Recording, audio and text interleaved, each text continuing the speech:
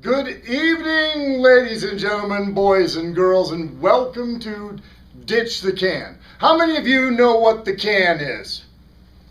How many of you would like to know what the can is? Good, good, good. I think that hits everybody. If you didn't want to know what the can is, you probably wouldn't be here. Is that correct? Yeah. Probably. Okay. All right.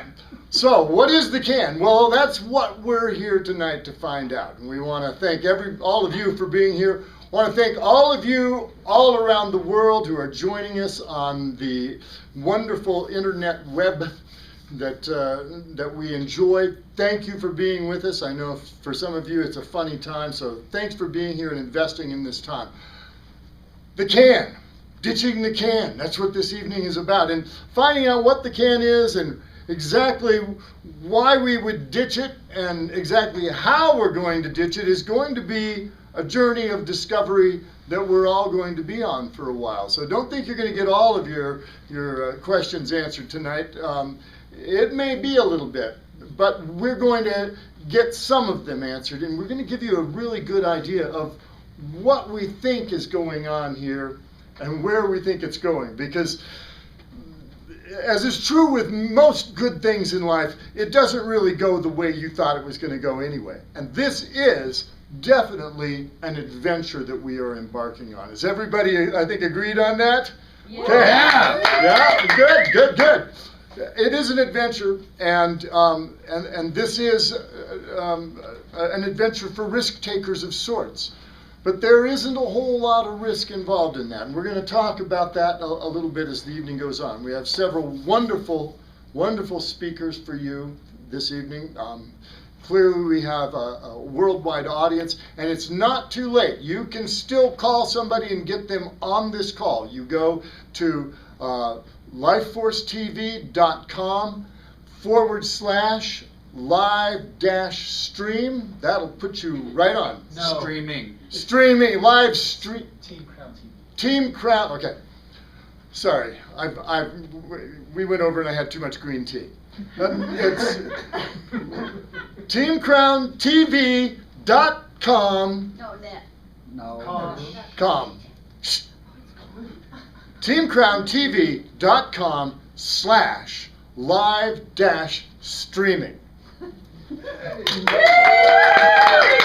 Thank you, thank you, thank you, thank you. I hope that's not the highlight of the evening. Okay, so ditch the can. This is it. We've gotten really exciting news today. We got news that there is product in the house, that there is product at LifeForce. We're going to be able to have the energy mixture and the recovery mixture here shortly. Can I have a hallelujah? Hallelujah! Nicely done, thank you. We've heard that already. We're in pre-launch. We haven't even pre-launched yet, and we are already exploding across the internet. The numbers are in. You're not going to believe this. I'm going to let somebody else tell that story in its totality. But already, this campaign, without having products, without even being able to sign up, and the whole thing is already exploding. I mean, you can feel the momentum of what's going to happen here. Turn to the person next to you. If you're at home, turn to your dog or your cat or your tree and say, "We're in the right place." We're in the right place. Oh, that was pathetic. Try it again. We're in the right place. All right, that's more like it. Thank you. Thank you. All right, we have a lot to talk about, and we have some wonderful, wonderful speakers tonight. Our first speaker is a man who has made his mark in the world in a huge way. Without him, I don't think most of us would be here. He is a long and prestigious background as a professor of economics, as a millionaire, philanthropist, a business coach who has impacted the lives of tens of thousands of people across the globe. Put your hands together and give a big Life Force welcome to Michael Jude.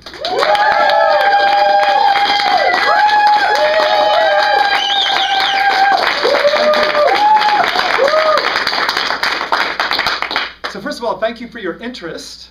And thank you for your participation. And if you're of a generation, well, first of all, let me define the generation. So there's something called the baby boomer generation. Is everybody familiar with that? Anybody not familiar? Sure. 70, 75 million people that were born after World War II. And now the baby boomers are turning the age of 60 about 10,000 a day. So you're seeing a lot of them start getting ready for retirement. What happened with the baby boomer generation? Well, from the 50s onward, there was this sort of pig in a python phenomenon. You know, a python's like a big snake, long, maybe about that fat. Well, a pig could be about this big, and if a python were to swallow a pig, and you'd watch that pig move down the python, this hump moves down the python toward the end. That was the baby boomer generation economically, and if you were an astute marketer, you would have invested in what? Baby food and diapers in the 1950s and the 1960s, primary education, and the 1970s, muscle cars and rock and roll and college. And then in the 80s, you would have invested in stuff we won't talk about. And then in the 90s, you would have invested in starter homes. And now guess what's happening? We've got this echo generation called the millennials. And I just want to give you some raw numbers. In the 1950s, the population of the United States was about 250 million people. We had 70 to 75 million people added, so it was a substantial part of the population. Big impact. Well, today, we're around 350 million people, and this millennial generation is about 85 million people in a tight little pig in a python syndrome. So if you're an entrepreneur, if you're a marketer, what do you want to be doing? Well, I know what I want to be doing. I want to be marketing to that pig as it moves down to Python. I want to be offering the kinds of products and services that this generation is demanding. Right? But let's look at the economy today. Let's look at what's happening to this generation. There are things that are not working for this generation that worked for the other generations. Let's talk about this thing called the Great Recession. Now, the Great Recession's been going on about 5-6 years, right? And it could go on another 5 or 6 years. Is that possible? Mm-hmm. Yeah? Easily. What's happening? We've got about 45 to 50 million people unemployed. Just in the United States now. 45 to 50 million people. We've only got about 150 million people eligible to work. That means you take all the children and the grandparents out and people that can't work for whatever reason. Out of 150 million people, 50 million approximately don't have jobs. That's about 30% unemployment. And when you look at this millennial generation, the numbers are even worse, folks. It can be as high as 50%. And then if you start drilling down even further, it can be even worse. What was the advice your parents may have given you, if you're a baby boomer, when you were coming along? I know what my father told me, with all due respect. He said, son, get a good education, go to work for a good company, and then they'll retire you. And you'll have your golden years to live on your retirement. Well, how many of you would give that advice to younger people today? Nobody, right? It doesn't apply. That's an old strategy for an old economy. We're in a new economy. Now, here's the thing. This recession will end at some point, but those jobs probably won't come back. The end of the job is the new mantra. The job is a recent invention. People, you may think, well, the job's always been around. Well, they haven't. The job, as we know, it's only been around about 100, 150 years, and it's going away. So this generation coming along doesn't have the same prospects. They don't have the same promise that the baby boomers had. There aren't jobs waiting for them when they graduate. As a matter of fact, the people who are graduating from an expensive education are often unable to find work in their related field. So this is bad news. What if people decide not to go to college, if they decide to be into trades? Well, in a recession, it doesn't look pretty if you're in construction, or if you're in maintenance, or if you're in a whole bunch of other occupations where the recession is taking its toll. So what's the answer? What's the solution? Well, let's look for the solution in the roots of the problem. If jobs are a thing of the past, if employment is not a secure way to get through life in an abundant and wonderful, secure way, if that's not the answer, what is the answer? Well, when we look at the millennial generation, one of the things they're very interested in is owning their own business, owning an independent source of income. Maybe, like a lot of us, they don't want to go to a job. They don't want to work for somebody that determines where they show up, when they show up, how long they show up. I don't know about you, but when I've had jobs, I often knew the person I worked for knew less than I did. And they certainly got paid more and knew less. So there was something fundamentally wrong with that job setup. Well, that hasn't changed. As a matter of fact, if anything, that's gotten worse. People today want freedom. They want lifestyle freedom. They want location freedom. They want time freedom. And working a job, the journey of the broke, is not going to get you there.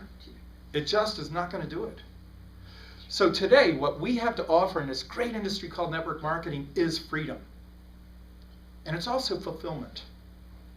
The freedom comes from owning your own business. But here's the key.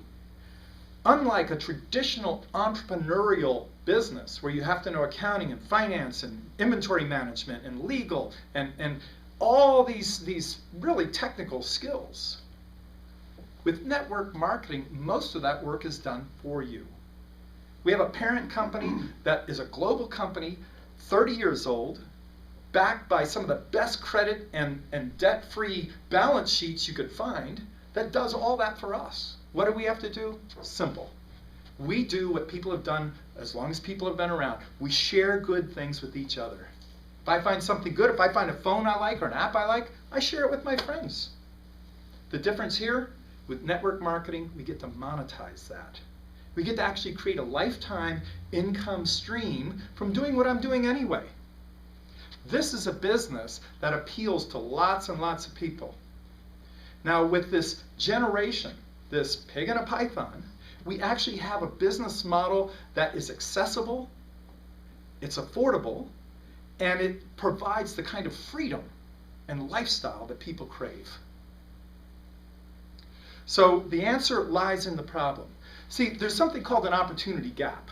The opportunity gap is when you can identify a problem and you can identify a solution and there's a big gap in between. And that's what we have here. We have a huge problem and we have the solution. And this is where fortunes are made. Right there. Right there. Bill Gates made his fortune by what? Addressing an opportunity gap. A technology gap in his case. Right? So you see how it works? We've got a solution and there's a huge problem. So what would you do with that information? Well, other speakers are going to tell you about it, but here's the thing I would encourage you to do. I would encourage you, first of all, to listen tonight very carefully. Listen as if your life depended upon it, because, you know, a part of your life could. If this works for you, you might have the life of your dreams. You might be able to travel if and when you want with who you want and not worry about the money. You might be able to live where you want, not necessarily near the city for the job, not necessarily in the country because you're stuck near a job. You can live where you want. You can work with people you respect and do work that's meaningful. Also, one really cool thing about this, your business is your own. You're not only building lifestyle through cash flow, but you're also building equity because these businesses, you own your business. And if you ever decide to sell it, come see me because there's plenty of people that will buy it. So I want to introduce Alana McKinnon. Alana is not only beautiful, but also very talented and has an exciting story about how this business has transformed her life. Alana, please come up.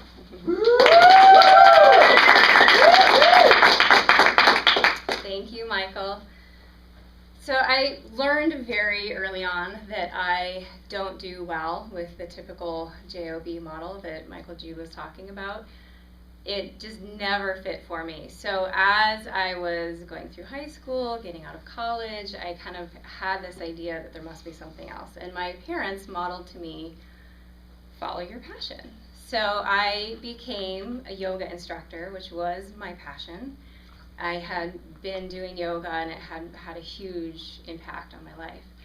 And so it was wonderful. It was a great way to be making money. And the only downfall was that as the years went by, I started to not be able to pay my bills. And I had met my now husband, we were living together, and I would hide my credit card bills.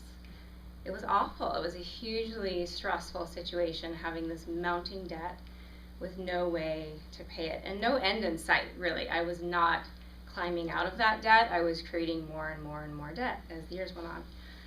So here I was teaching yoga. I loved it. I had freedom in my time. I had a varied schedule, and that was important to me. But I was struggling financially, and it felt awful. So I was about to be getting married, and I was actually looking to get a retail job, which felt awful as well, because I just needed the money. And I, at that time, was really kind of hitting my lowest, where I had kind of given up on the idea of following my passion and making money that way.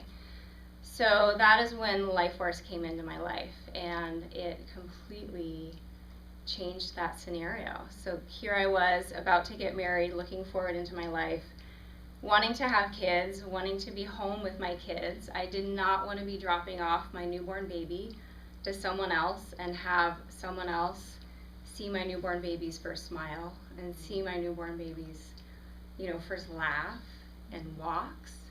Like, that sounded awful to me. So I began my Life Force business, and so now I have been able to be home with my 2 little girls. I have a 3-year-old and a 6-year-old. I am at their school events. I'm volunteering at their school. I get to take them to the park, and I have been there for every important moment of their lives, and that is priceless, completely priceless. So it has been amazing. I feel so grateful that I basically found the other way. I was looking for another way to live my life and have the money and have the time and be able to take care of my family. So I'm hugely grateful. And now with Ditch the Can coming, I'm just so excited to see what else there is, what comes out of that. So we will all stay tuned when we find out more about that. But thank you very much.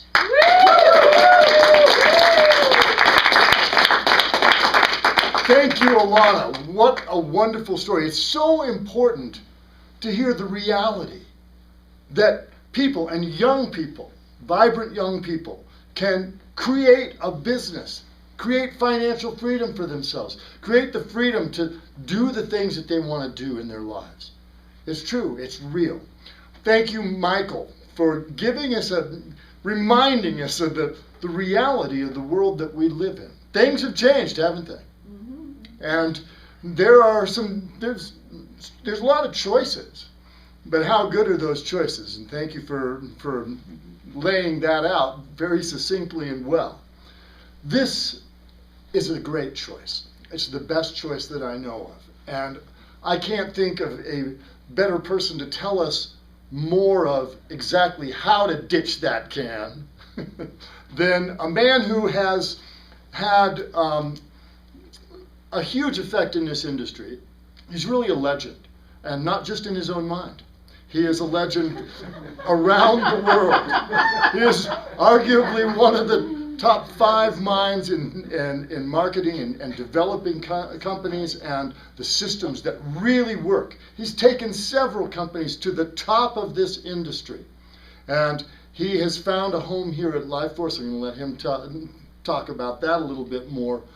But the reality is that he brings an expertise that is just unmatched in developing programs that work and transforming companies to be the top producing companies of their times. And I'm going to say, I believe that what we have in front of us is a program that is going to make Life Force and Ditch the Can the top company in our industry, not just for a short time, but for at least a generation. And for that, for those of us who get in now, because this is the ground floor for DTC. This is below the ground floor. We haven't even got to the ground floor yet. This is the opportunity of a lifetime. This is like Microsoft or Apple in the early days. It really is that kind of an opportunity. How many of you jumped on Microsoft when? Not many. Okay. Okay. You've got another chance. Please put your hands together for a man who really, really is going to make a huge difference in your life if you allow him to. please, David Colister.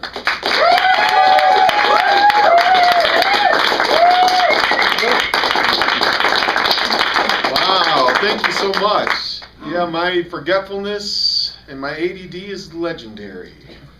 I usually start out by saying I'm a mess, but I won't say that I'm a mess this time because it's not good for me to say that I'm a mess, is it? No, I really am, though. I started out being that kid that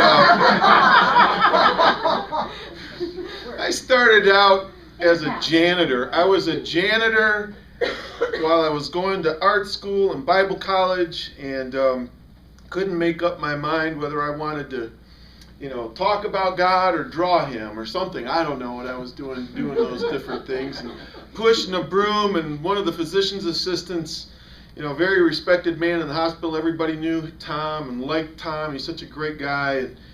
And I was in, cleaning out his office, mopping the floor and emptying his trash, and he said, "David, you always have this smile on your face." And he was asking me why I smiled. And I used to go around the hospital singing and just having fun, And, we were talking a little bit, and he says, I really think you have a lot of potential.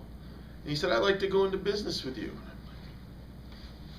I mean, I'm wearing my blue janitor suit, like no potential. Nobody in my family even owned a business except my great uncle Mike owned a gas station. So we weren't like this. We were a blue collar family from factory town, USA, right? In Michigan, and I love my blue collar roots. I tell people I'm a recovering redneck. They don't believe me. Oh yes, I am. I'm a recovering redneck. I don't want to get completely over it, but I am. And so that's how I started out. And I had just these incredible mentors in my life. One of the things I love about this industry are the mentors. You can have a great idea for business, but that doesn't necessarily mean that you're going to execute a smart business plan to make that business a reality. And what this business brought to me was the mentors. They helped me understand what I needed to do. And when I couldn't afford to pay them, this industry said, the companies said, "Don't worry about paying your mentors, David. We'll pay them for you." Isn't that interesting? What industry does the company pay people to mentor you? That's what we do as Upline. We get paid to mentor people, right? Mm-hmm. And so here I had all these incredible mentors, and I had some of the best in the world, really. The people that personally sponsored me, have had millions of people join their downlines. Not thousands, millions. And I just took in everything that they had to say. I listened to them, and I watched them build their businesses from scratch, several of them. And it was really quite an educational journey for a kid that knew how to push a broom really good. Okay, so I sucked at pushing a broom too. But I did learn a lot from these incredible people that just had patience with me. I was quite honestly, I was pretty lazy. I was either praying or drawing. There wasn't much in between.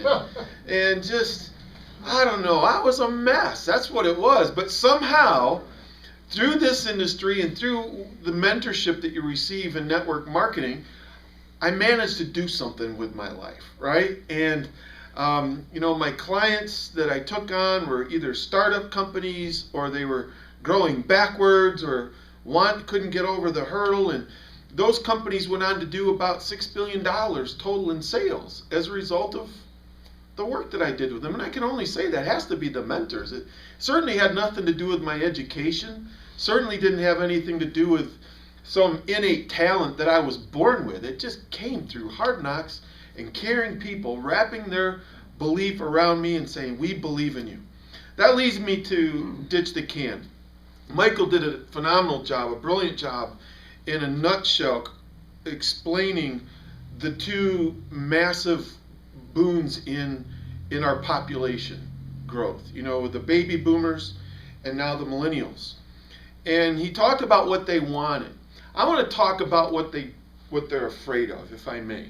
I want to talk first about what DTC brings to young people and what young people are afraid of. I was young once, and held on to that as long as I could. I have 2 younger siblings. I told them both, by the time we're in our 80s, I'm going to convince you that I'm the youngest in the family. Because I might be the oldest, but I'm definitely the least mature, right? So I think I get the title of the youngest. But what I got from that, growing up, being around young people, and then getting into ministry, I spent a lot of time working in youth ministry. I spent a lot of time working with college-age people, and my church in Kansas City, they called it the Misfit Church. Any members, and they were mostly young people that other churches couldn't handle. They sent them to me because they knew I'd love them, and we'd play fine together, And so I spent a lot of time working with youth, and I helped create some youth ministries that have gone on to impact literally millions of people around the world. And some of the biggest youth conferences that happen in Christianity are ministries that I helped start and create. And so I've had a lot of experience in that. And here's what young people lack. They lack mentors. They know, here's what they're afraid of. They see college as something that used to be necessary. Right? Everybody said, go to college, get a job, find a good company, establish your career, and then retire with that company. The millennials watched their parents attempt to live out that dream. And what they saw happen to their boomer parents is they saw them work really hard. Some of them watched their parents finish up the tail end of their college career. They got these careers, and then they watched them start losing jobs because jobs started disappearing. Then they started watching their parents lose their careers. Their whole career disappeared. There are careers now that are extinct. Just go to Lansing, Michigan, and look, where I grew up, and look at the automotive industry there. Used to be like this thriving 60s community, 50s, 60s, 70s community where people had jobs and there was industry and there were all these challenges, but everybody knew that everything was going to be okay, right? Not so right now. Oldsmobile was founded in Lansing, Michigan. Anybody remember that company? That feels so odd for me to say, do you remember Oldsmobile? This is one of the biggest car brands in the world, and now this factory that employed tens of thousands of people in Lansing, Michigan, I went back to it about 10 years ago, went to the factory thinking I would see kind of like this dilapidated building. But 30,000 people working, that's a big building. That's not just one, it's a whole complex of factories. It was gone. There was a parking lot there. They actually sold the building to other manufacturers overseas, sold it to them and shipped it to them. Moved it. Gone. Like a ghost town. Go to Detroit right now. You know what they're doing with a lot of these houses that were once owned by factory workers? They're mowing them down. They're knocking them down. You can buy them for $1. Nobody wants them. They're mowing them down. Go to Detroit. You want to find out what a hard-hit economy's like? Look at a city that has been built on an industry that's disappeared. And what's left of it is just struggling to hang on. It's mercy points for a community. You know it's going. Everybody knows it's going. And it's not a fun thing to do. So these millennials have watched their parents work really hard to have jobs and watch their jobs disappear. And then they started watching them struggle. Now as they watch their parents move into retirement, they're watching them going back to school, getting master's degree, because that degree that they got 30, 40 years ago no longer works for them. They got to go back to school again, and they're watching them get into debt, and they watched them lose their retirement accounts, and they heard the complaints and the abuses that their parents endured through bosses, and they're thinking, that is not for me. That's what they're afraid of. They're afraid that they're going to end up in a situation like their parents. And now they look at the cost of college. My God, the cost of college is unbelievable. My daughter's boyfriend, soon to be fiance, they worked really hard to help him finish up his master's degree because he got his bachelor's. That wasn't good enough. In that economy a few years ago, he knew he needed a master's degree. He got a master's degree in December, and they were so excited.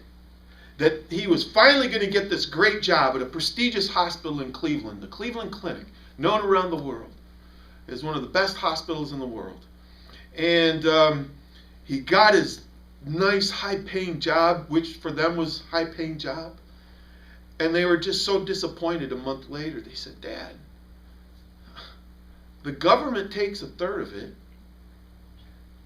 and the school loans take another third of it, and we're right back where we were.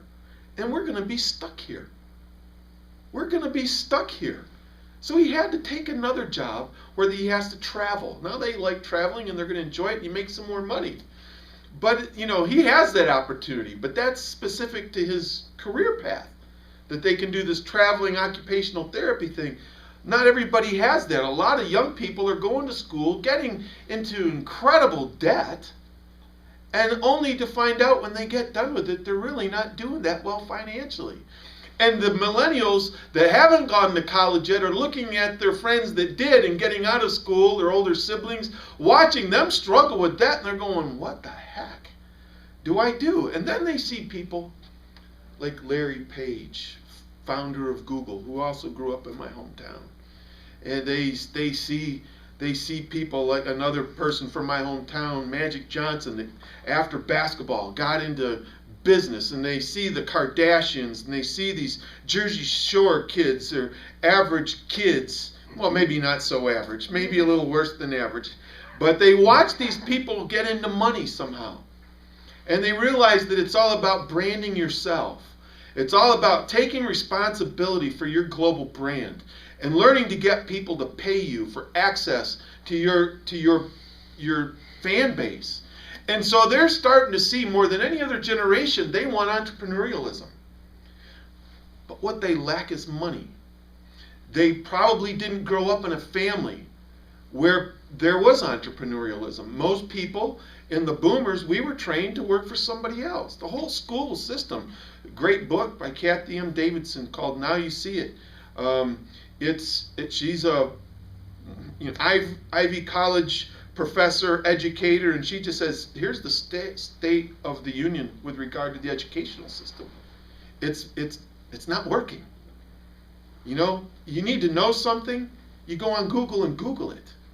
You know, it's just shocking what's happening, and nobody knows what to do. So these young people are saying, we want to own our own business. We want to take charge of our own lives. We want to do something different. We don't want to get stuck in the rat race like our parents did and end up 65 and broke again, starting over again. And you know what? One of the top 3 things, the most important thing that the millennials say they want to do, they want to be wealthy. And you know why they want to be wealthy? They want to be wealthy because they want to take care of their parents. What an incredible thing. What an incredible goal. They've seen their parents struggle, and they want to take care of them because they realize that most likely their parents aren't going to be able to take care of themselves in retirement.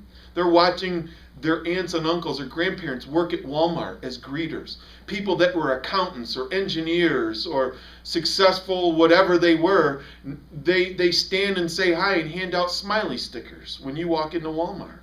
And they're going, I don't want that for my parents. But they don't know how to start a business. They don't have the money to capitalize a new business. They don't know how to do it. So they have all this entrepreneurial ambition. They have Rolodexes. They don't use Rolodexes. They're called friends lists that outsize what I had as a Rolodex. My personal address book back in the 80s when I was 25 probably had 50 people in it, and I was kind of popular maybe. And you know, the average kid that age nowadays probably has 500 people on their Facebook friends list. I mean, these people have a lot of social capital, and it's global, and they want to seize that. They see the Kardashians and these people branding their names and taking advantage of it and getting companies to pay them for access to the relationships that they have, and they're saying, I want in. But they don't know how to do it. Then we've got the boomers. Well, we talked a little bit about the boomers and what they don't want. What they don't want to do is they don't want to get sick and live the rest of their life, long life, because we're living longer sick. They want to be healthy, and they need help because our world has pumped us full of all kinds of garbage, from preservatives to pollutants to you name it. The food is overly processed. It's garbage. You might as probably get more nutrition out of cardboard than some of the food that's offered in restaurants today, right? And they're living the pain. All those stunts that we did as kids in football or sports or whatever, all those twisted ankles, we're living them again, aren't we? Don't you feel them again and again and again and again? You know, that's what happens when you get older. You pay for the sins of your youth over and over again. And so the millennials they want to have a healthier quality of life. They want a quality of life. And what they don't want to do is they don't want to get poorer as they get older. And that's exactly what's happening. They're getting poor. Maybe they make good money now, but they realize that their retirement account was decimated by the banking system. They can't trust the banks anymore. They can't trust the companies, the big corporate established businesses that said, stick with us, we'll take care of you, kid. They got older and they booted them out, and then they decimated their pensions, and then they're living longer, and they're thinking, oh my God, Social Security's not going to take care of us very well. The healthcare system's a mess. Politicians are lying to us. Who do we trust? We can't trust Wall Street. We can't trust politicians. We can't trust the big companies, and we can't trust the banks. Where do we put our money when we actually have some?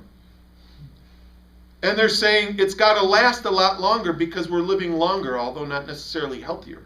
We're just living longer. And they know they're going to outlive their retirement money because they're watching their older parents do it. They're watching it happen to them. And they're going, I don't want that. They're afraid of that happening to them. So here's where LifeForce and DTC bring the perfect combination to this dilemma that we're facing. So we've got the young people with all this computer knowledge and vast skills and access and competency in technology and social networking and how to gain access to people around the world. You might be surprised to know that the fastest growing demographic in Facebook is not the millennials. It's the 50 and over demographic. My mother probably has about as many Facebook friends as I do. She's certainly on there a lot more than I am. I mean, everybody knows what's going on with our family through my mother on Facebook, you know, and I love it, you know, and she was the woman that a few years ago was afraid to touch a computer. She didn't know what to do with it. She was scared to death of it. Now she just can't live without her phone and her iPad and her laptop. I mean, they just love that stuff now. And so, but here's this young generation that has all these skills and energy and drive and belief and ideas. And then here's this older generation that has the wisdom to help people through problems. You know, this is a people business, right? The biggest challenge we have in this business is people. You got to keep people happy. And not just a few of them, a lot of them. And that takes patience, doesn't it? It takes character, it takes integrity, it takes public relations skills, it takes conflict resolution skills. A lot of these skills that young people haven't had the time or opportunity to develop yet. But the older generation, the boomers, we have that stuff. We know how to deal with this stuff. And so here are these two generations that have perplexing needs. They don't know the answer. The answer is bring them together. Here's the challenge when you try to do this all under one roof in a company. You got to make that one company a one-size-fits-all company. And it just doesn't work. It historically has not worked in our industry. Either you have more of a younger demographic in your network marketing business, or you have a little bit older, more of the boomer age and above. And it's one or the other, because the two tastes don't come together when it comes to style and modality, right? So what LifeForce brilliantly did, I commend them for doing this. I really do. What they did was just brilliant. Instead of, you know, trying to shove everything through the LifeForce door and push it through and change LifeForce and rebrand it and try to change the culture from what it is, this beautiful 30-year-old company with solid integrity, with the best products wellness products on the market that your money can buy, life-changing products, high caliber stuff, this incredible culture of supportive, nurturing, caring, mentoring people devoted to training. We've got all of that in LifeForce, and yet the only way to stay current and change is required in today's economy. You have to constantly change, but the only way to do that is to radically change LifeForce from the thing that we all love about it. And that's a hard thing to do, to change a 30-year-old culture when people like their culture, right? And so what they did is they said, let's keep that intact. Let's focus on being the very best wellness company in the world. Let's let the world know that we're the best wellness company in the world. Let's let them know that we are the best kept secret in network marketing. Let's leave that the way that it is and support it as it's needed and as they want new things, but let's not force it on them. Let's reach out to this younger demographic, the second pig in the python, as Michael poetically put it, coming down, the 18 to 35-year-olds. Let's create a company for them, and let's just make these companies work together. Usually companies compete with each other. Normally in network marketing, you can't be a part of two companies with the blessing of the owners. Just doesn't happen. They're competitive. The owner said, well, we own them both. The Hillman family said, we love both demographics. We love both groups of people. You can do both. So now people can be involved in LifeForce, and they can be involved in DTC, or they can pick one or the other. The smartest ones are going to say both. Here's why. Okay, so LifeForce is devoted to wellness and high quality wellness products, something that the millennials aren't necessarily that interested in yet, right? Not yet. They're still busy breaking their bones and twisting their ankles. They think they got over it when the cast was taken off. Wait until you're 40 and 50, unless you're on body balance. Of course, then you'd have to be a part of LifeForce. So here you have these two demographics that need each other. One needs the technology support and maybe is not quite as savvy with regard to global social networking and all of the information and the learnings that have to come with being proficient in that. They have all of that, but they don't have the mentors and the people that have the people skills, right? So the guys at Google had to hire a boomer to run their company for them. Do you know that? The founders of Google didn't run their company. They started out and they realized, ooh, we are so far over our heads. That businessy stuff is just not for us. We'll focus on the innovation and the technologies, but that's not our thing. So they hired Eric Schmidt to run the company for them. One of the greatest CEOs now in the world. But they knew, they were smart enough to know that they couldn't handle those skills. So they partnered with a boomer. Isn't that something? Now we're doing what Google's saying. We're saying, look, let's get this young generation that's powerful and social media, let's give them a company that's adapted perfectly for their generation, that modality of building the social media, the social network marketing arena, and let's couple that with the other side that meets the boomer side with the wellness products, and let's put them together. Here's how this works. Okay, so we're going to talk about, instead of Luke Skywalker, we're going to talk about who? Luke Skateboarder. Luke Skateboarder is a 25-year-old that just loves to have fun, lots of energy drinks nonstop, and you say to him, hey, how'd you like to make some money every time your friends drink an energy drink? And they go, oh my goodness. All of my friends? Well, them and their friends and their friends' friends and their friends' friends, maybe, I don't know, a few 100,000 people. How'd you like to get paid on them? And how'd you like to get paid for every energy drink they get? Every time they drink one, you get some money, and it all happens online. How'd you like to do that? You get paid to be on YouTube. You get paid to be on Twitter. You get paid to be on Facebook. You get paid to have fun and goof around on the computer. How's that, folks? They go, ooh, I love that. And the older people, our generation, says we want healthy products. We want a company that we can trust. We've got our LifeForce thing. And then Luke Skateboarder says, he goes to his mother, who's maybe 50 years old. She's going through menopause. She's starting to feel the pains of her youth come back again, and she's starting to have challenges with her health. And she's hearing about energy drinks and, you know, cool merchandise and baseball caps, and she's going, you know, Luke, that sounds like a cool idea, but that's not for me. I don't think that's my thing. I'm just not that into social networking and stuff. And he goes, great, Mom, have a perfect idea for you. You can do DTC, Ditch the Can, and you can do LifeForce. What's LifeForce? Oh, LifeForce has the best wellness products in the world. Mom, how would you like to make money every time one of your friends decides to buy some wellness products? Ooh, now that makes sense to me, and it changes my life. Oh, the best in the world. You should meet my friends and my mentors at LifeForce. These people will change your life with their products. So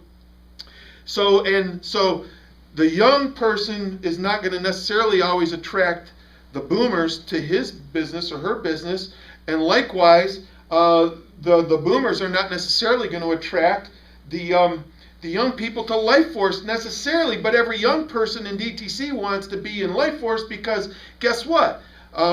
Their mother's going to want to buy some product from them or become a member. Now, LifeForce people on the other side, the boomers, they may not be these proficient people in social networking. However, is it possible that boomers know 20-somethings? Yeah. Maybe they have a few of their own, right? And they know that they have friends who have friends. So this is like a perfect fit. How many of you who are boomers have had fun talking to young people about DTC and how easy it is? And hands are going up. It is so easy for people to talk to these young people about DTC. And conversely, it's going to be easy for them to get to people that we couldn't get to. Their parents, their aunts, their uncles, their grandparents. They have access to them. These people will get on and tweet, and they'll talk to 500 people in a minute, where old school network marketing, to talk to 500 people, it might take months or years. They'll do it in a minute. And so they're going to get to all these young people, and it's going to spread, and all these young people have parents. So people are going to have the opportunity to be in both companies and leverage. But what happens when you bring them together is there's a synergistic effect. The young people get the mentors like I had. It was the mentors that changed my life. It wasn't the people that I recruited that changed my life. They helped me financially because I made money from them. But who helped me get those people and learn how to manage the relationships were my older friends. When I was 20-something, it was my 30 and 40 and 50 and 60-year-old friends that were teaching me, David, don't be such a dummy. You're such a knucklehead. Stop that. Do it this way. Oh, okay. And I took good notes and I did it and it worked. You know, so here's this incredible opportunity.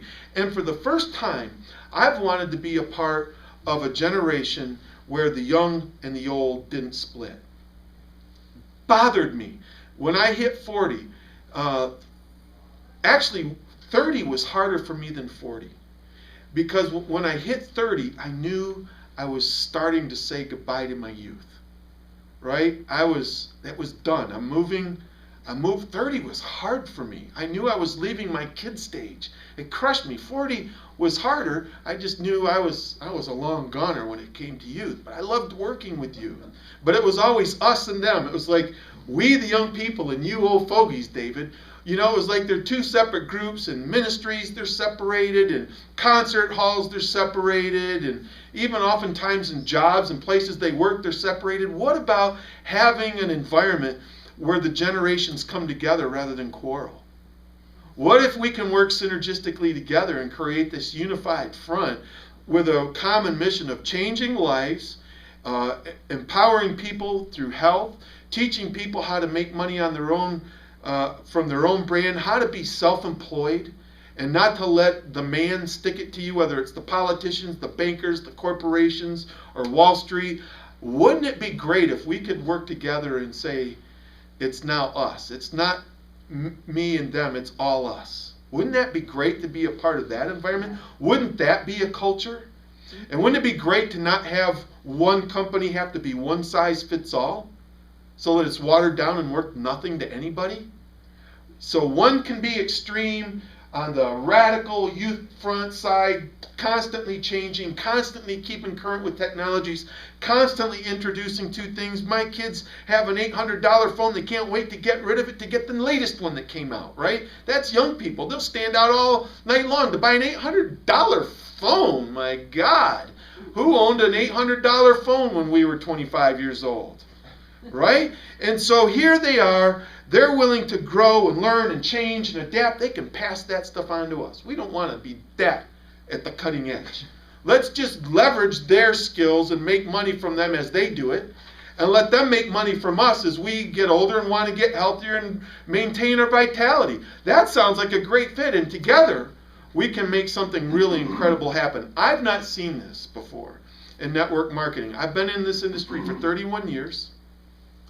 And I have never been a part of one of these companies that diversified with the intention of keeping both companies, keeping them healthy, and letting everybody stay in both companies if they want to. I've never been a part of that. And when you talk about DitchTheCan having instant pay, usually you have to wait a week in network marketing at the least. Usually it's weeks or months, maybe a month to get paid. Sometimes up to 75 days, I've heard in some companies.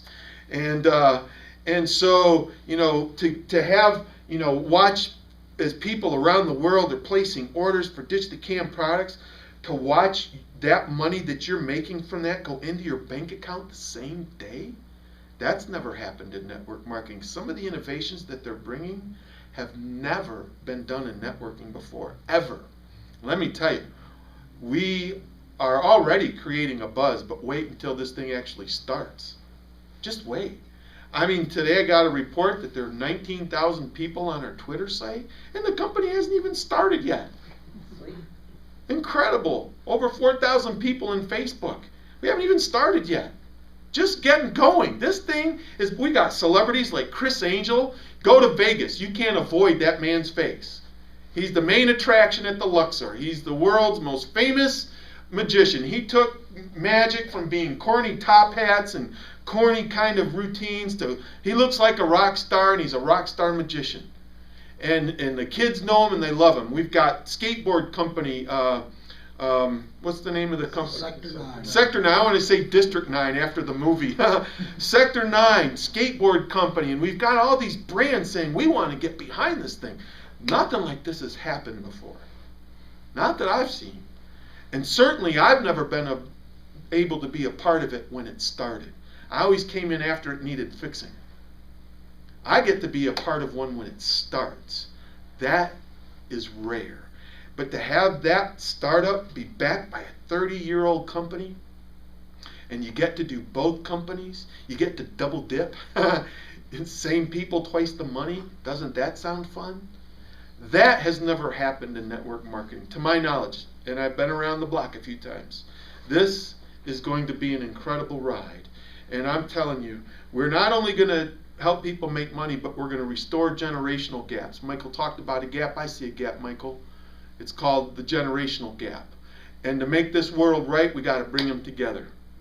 Right? That's where we're going to get the answers. That's where we're going to get the support. That's where we're going to get the peace between people, is we're going to have to learn how to get along generationally, and then it can spread out from there to all the other types of ways that we're separated. So I love this thing. There's nothing about it that I don't absolutely love.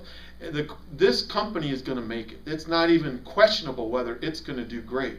The question is whether you want to do great with it. I can almost promise you, you never know, but I can almost promise you, you will never, ever, ever have a moment like this in your life when you can be a part of a startup company like this with this kind of assurance that it's going to make it. I'm telling you, it just doesn't happen. Most professional network marketers will not join a new company unless they are paid to join. That's the big secret, guys.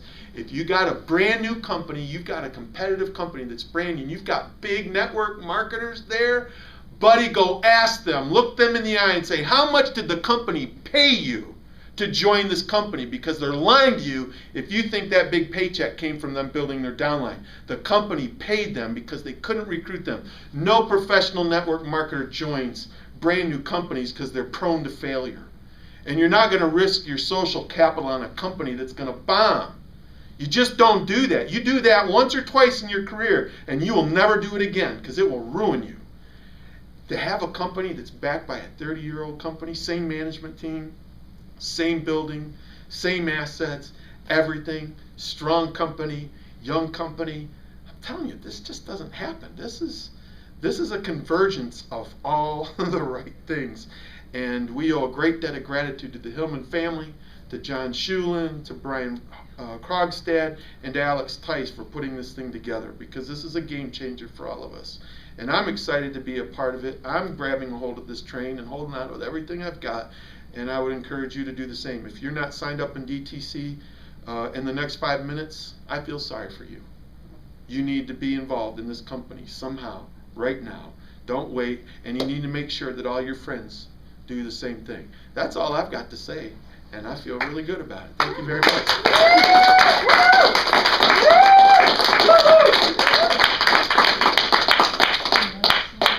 All right, thank you, David Colister.